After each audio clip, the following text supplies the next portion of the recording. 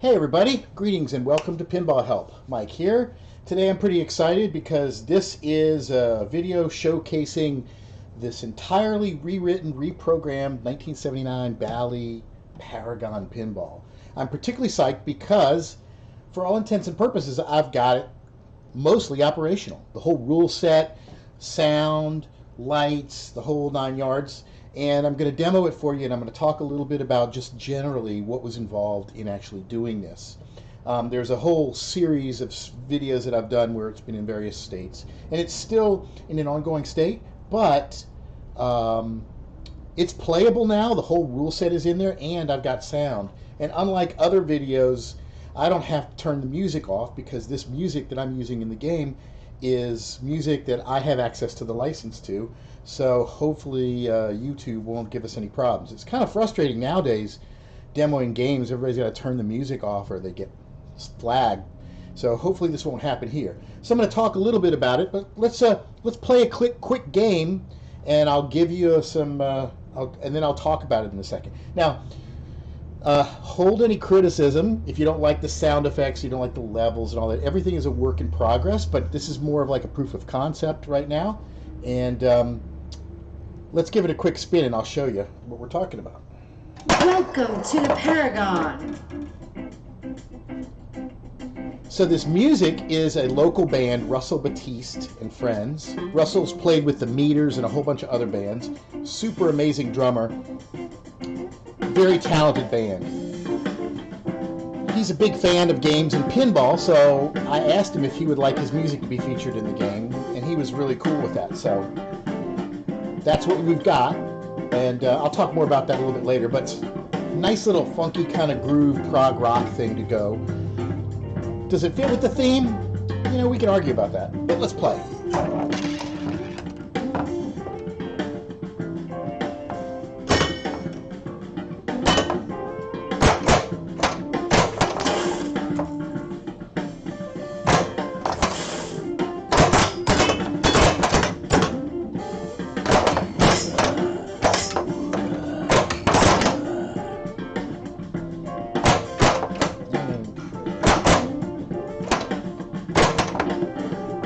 Go for that double bonus.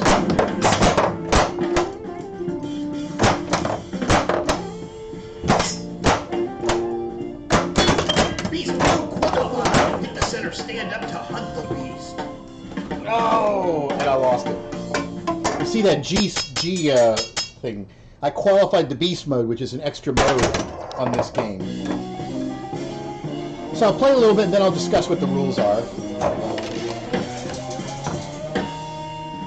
2,000.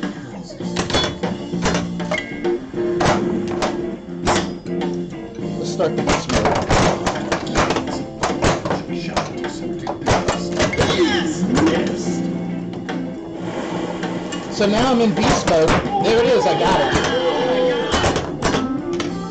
it. So I subdued the beast there. And I'll talk about what I actually did in a second. Woo. I've got a little bit of a longer delay between the balls because I think I'm going to add some more sounds there. 4,000.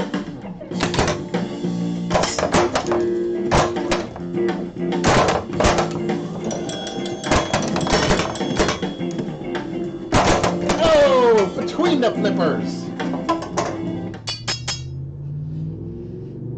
All right. Ooh, you know how to play pinball.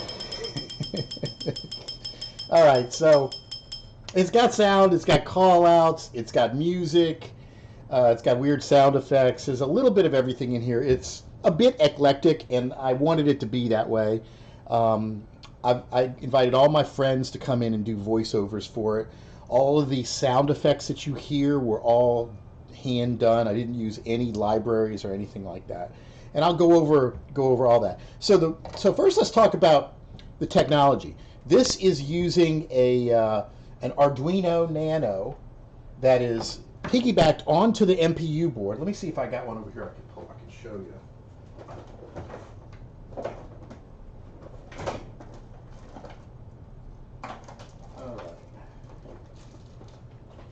So here's a board that I have done.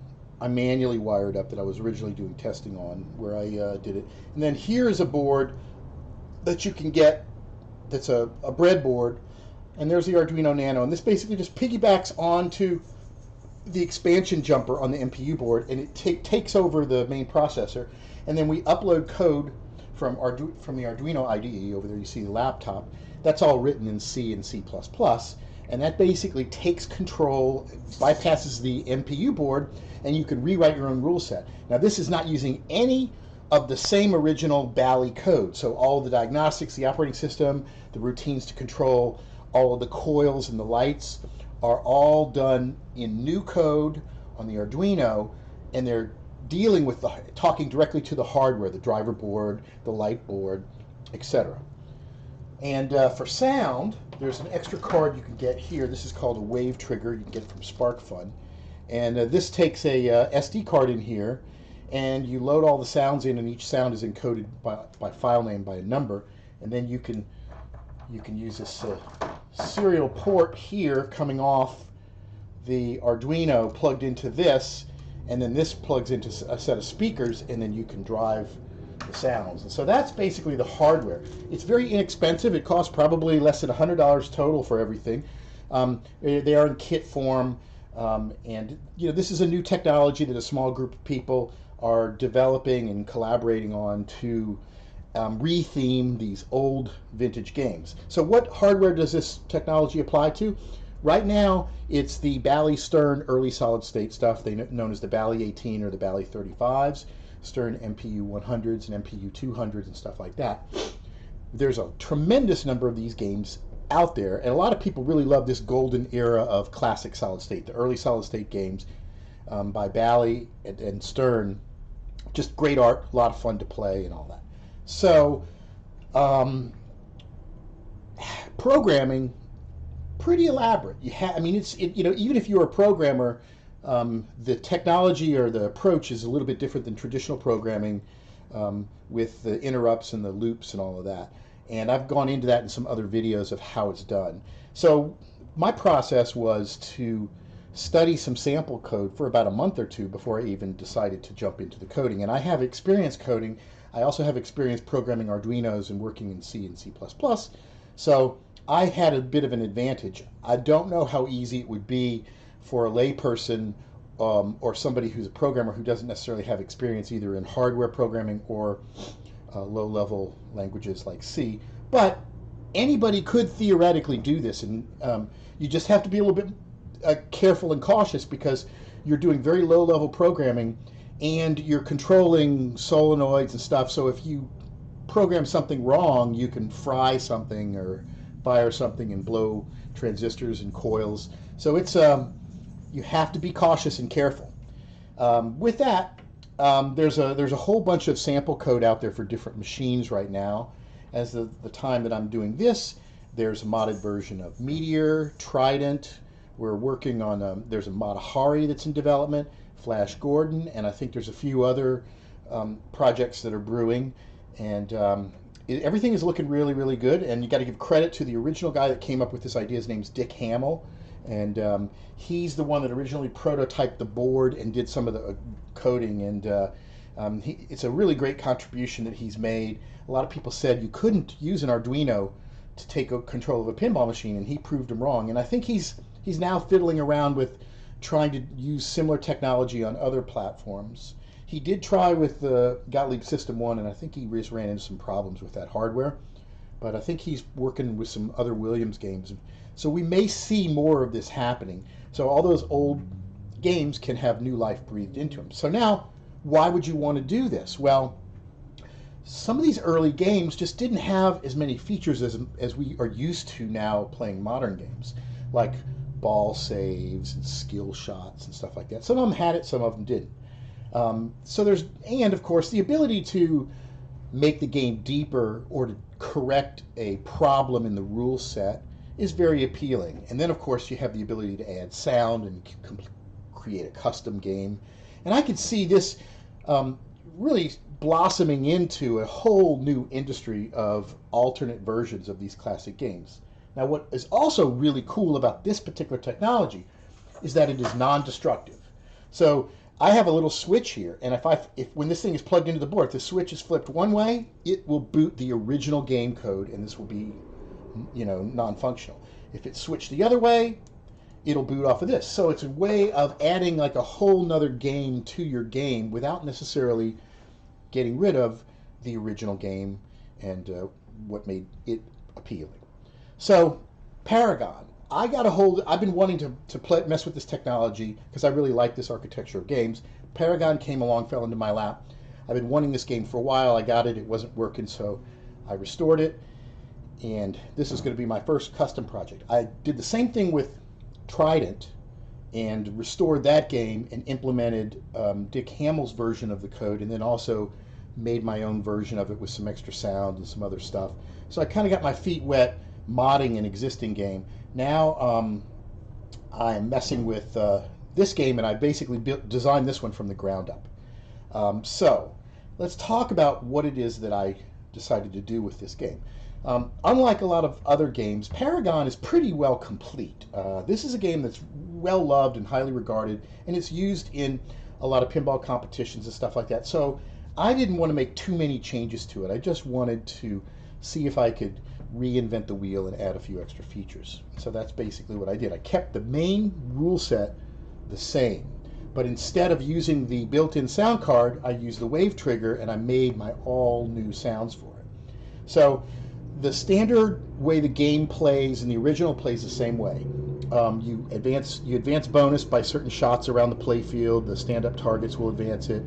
5 spins of the spinner advances a bonus. One of the holes does an advanced bonus. These 2 advance bonus, and this gives you double, triple, and then if you get the hole in the saucer, that's 5x.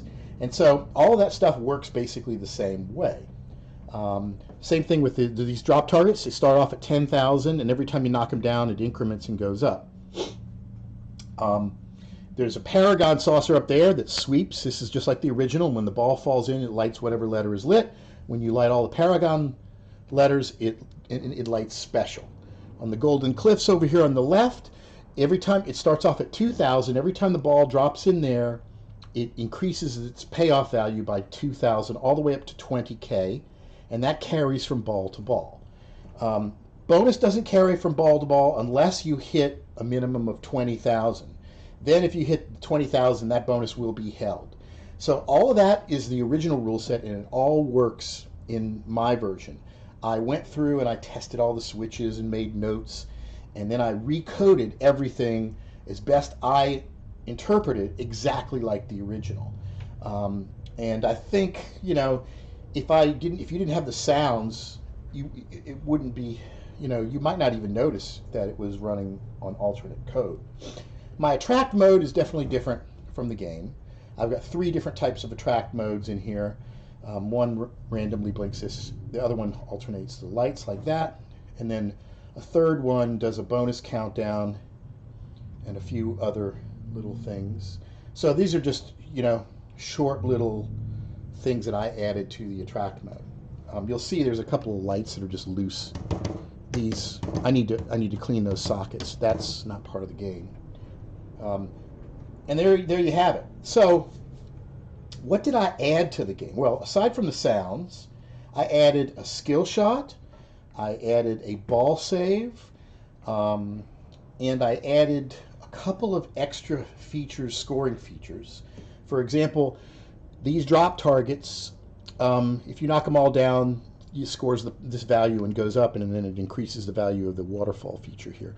But if you hit these in a particular order, you get twice as much. So if you hit bottom, middle, top, you'll get 30,000 instead of 15,000. So there's some incentive there for a little bit more strategic play, which I think is pretty hard to do, so I don't think that would unbalance the game.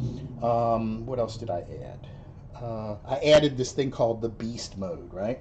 So the idea here is the beast hunt is basically a shot that moves around the playfield. If you knock this bank of drop targets down, you qualify beast mode. You'll hear a message that says beast mode qualified. Hit the center stand up to hunt the beast, right? And then the G will blink here indicating that the beast mode is qualified. If you hit that, you'll see a light that will move around, flashing lights that'll move around from different shots. It moves around in a predictable pattern, but it bounces from left to right. And it starts off randomly. And I think it stays for 4 seconds initially, and then if you hit the shot that's lit, you subdue the beast, you get the jackpot. The jackpot, I believe, is 25,000, but the jackpot will also go up by a certain amount for every time a pop bumper is hit, every time a slingshot is hit, and every time the beast pop is hit. I think this is like, it goes up by 10 points for the slingshots, it goes up by 100 points or 50 points for every one of these, and it goes up for like 100 points for every beast. I'd have to check in the code, and again, this is something I can tweak. So that way the jackpot is always changing. And subsequent beast modes, you can requalify the mode again, and it moves a little bit faster. When the beast mode is active, if you hit this center thing, you will stun the beast, and it will stay there for an extra 4 seconds before moving on. You can only stun the beast one time per shot. And you know, that's it. I'm still ironing out the features, but I really do like the beast mode, and I think it's fun, and I think it's challenging, and I don't think it would necessarily unbalance the game score-wise.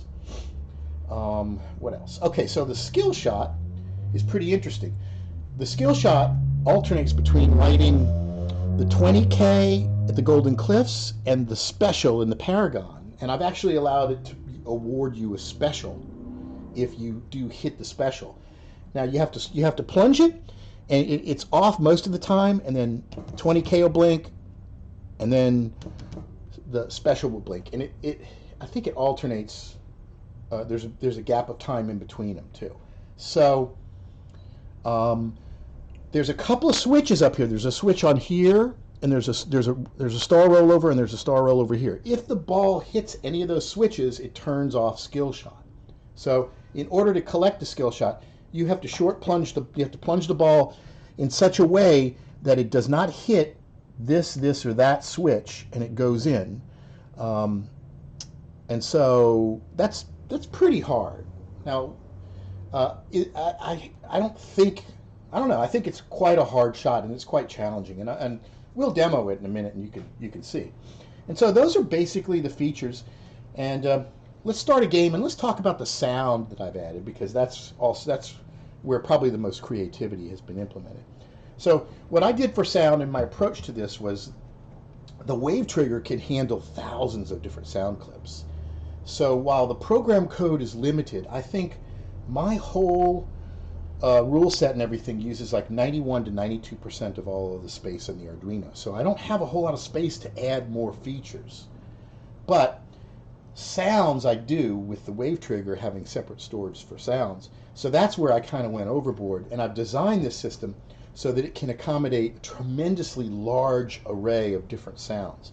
Virtually every switch on the pinball playfield and every call out doesn't have to be limited to just one call out. I've designed it so you can have a whole array, like maybe every time the right slingshot is hit, it randomly pulls a sound from a list of 5 of them, or 10 of them, or 20 of them.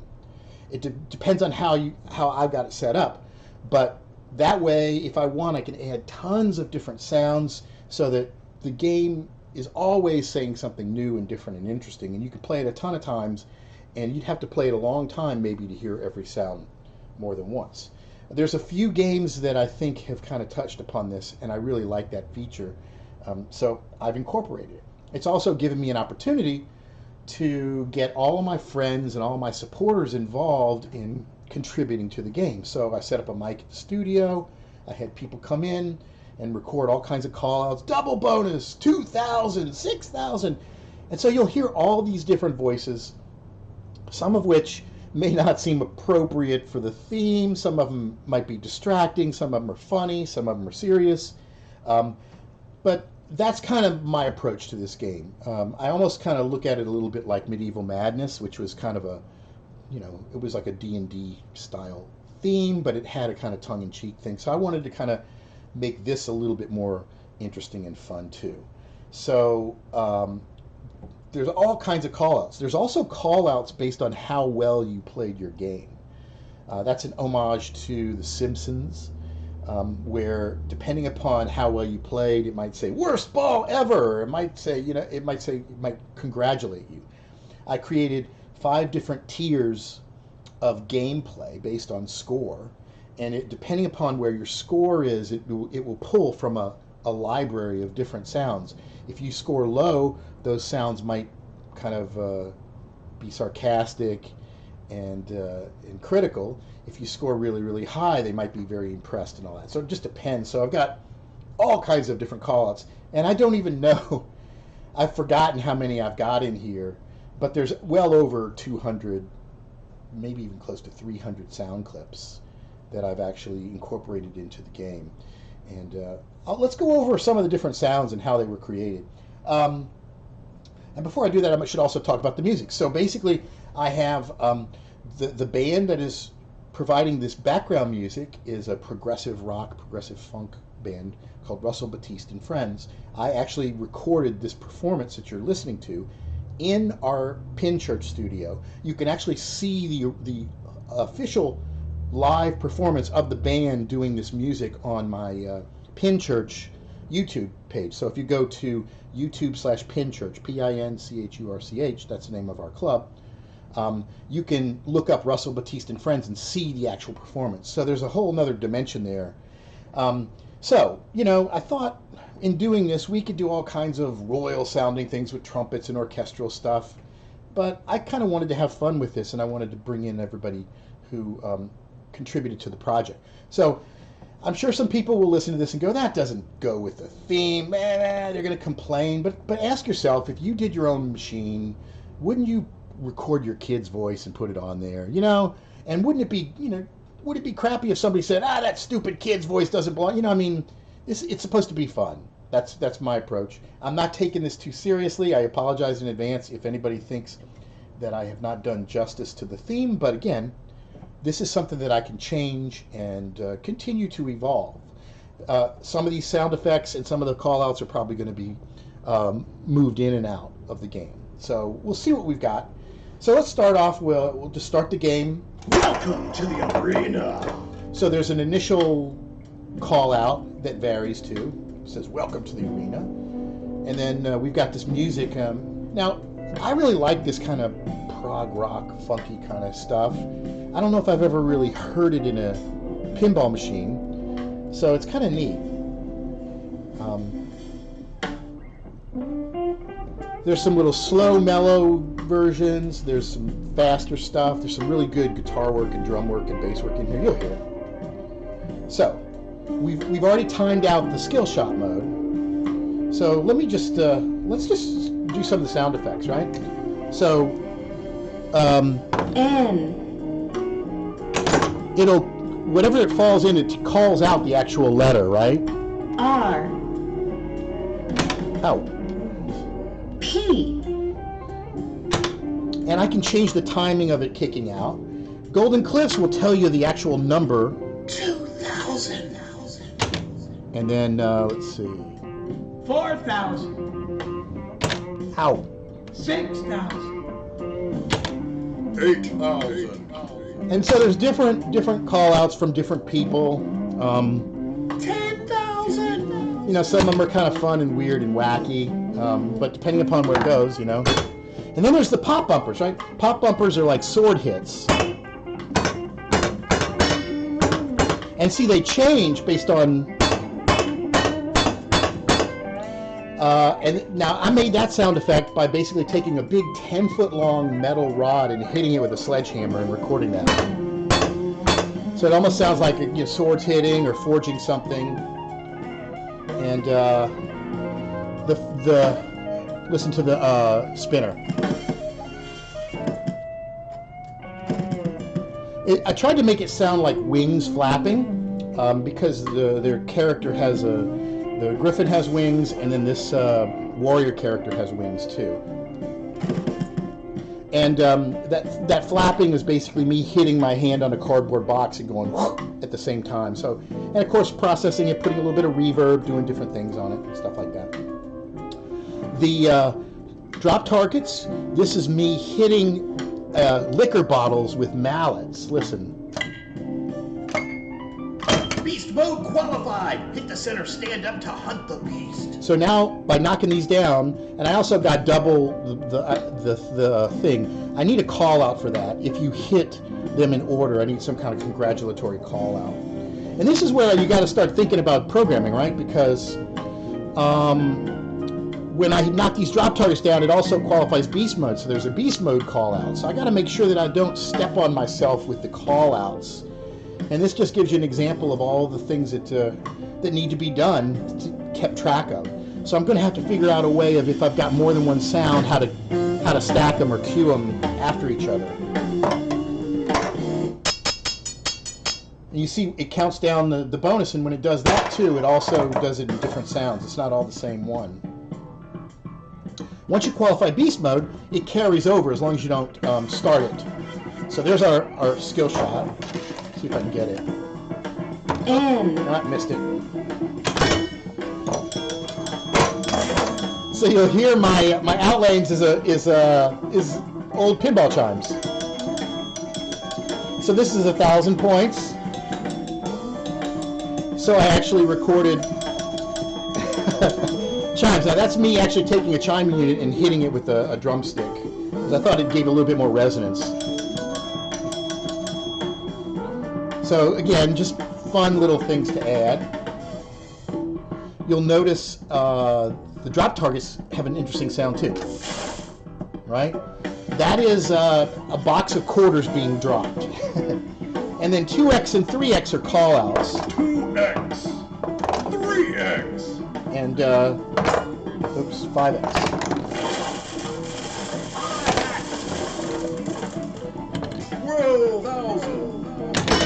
G. So there's some weird issues with some sounds not being loud enough. I have to mess with the levels to get them all. So now there's kind of just a lot of debugging and polishing. But the game basically is playable. Let's see if we can start beast mode. So we hit start beast mode. Begins. Hit the flashing shot to subdue the beast. So you see the beast there. The beast's over here. Now he's over here. And if the targets are up, any one of the targets would catch him. Now this is the upper target here. Then it's going to bounce over to here. And then it'll probably bounce to the lower target. And this requires the bottom one. And so you kind of got to work your way around.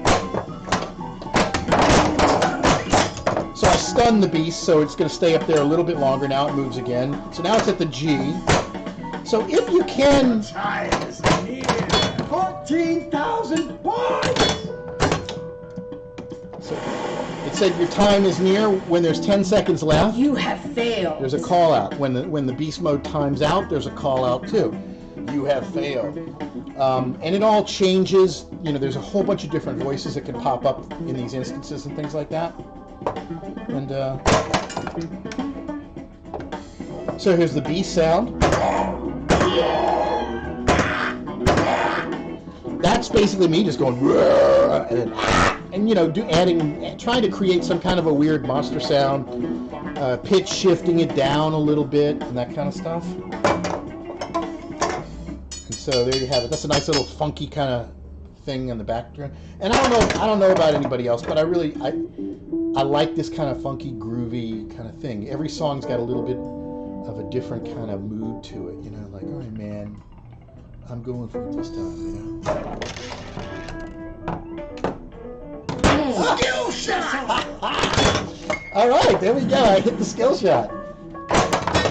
Now, if it's too easy, maybe I'll just I'll do something different with it.